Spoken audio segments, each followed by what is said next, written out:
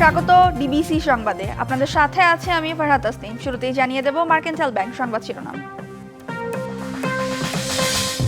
ইরানের সাথে সরাসরি যুদ্ধে জড়ালো যুক্তরাষ্ট্র।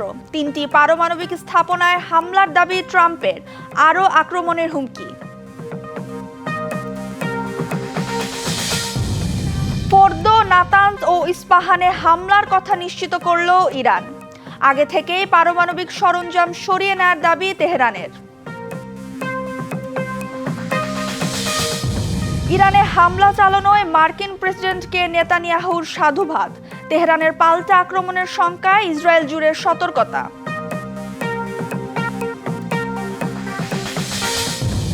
নতুন দল নিবন্ধনের শেষ দিন আজ। নির্বাচন কমিশনে যাচ্ছে তরুণদের রাজনৈতিক সংগঠন এনসিপি।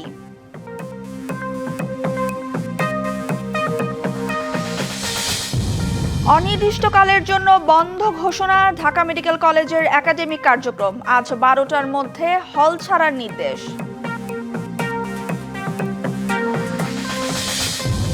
দেশে একই সাথে বিস্তার ঘটছে করোনা ও ডেঙ্গুর। একই সময়ে দুটি মারাত্মক রোগের সংক্রমণ দাঁড়িয়েছে উদ্বেগের কারণ হয়ে।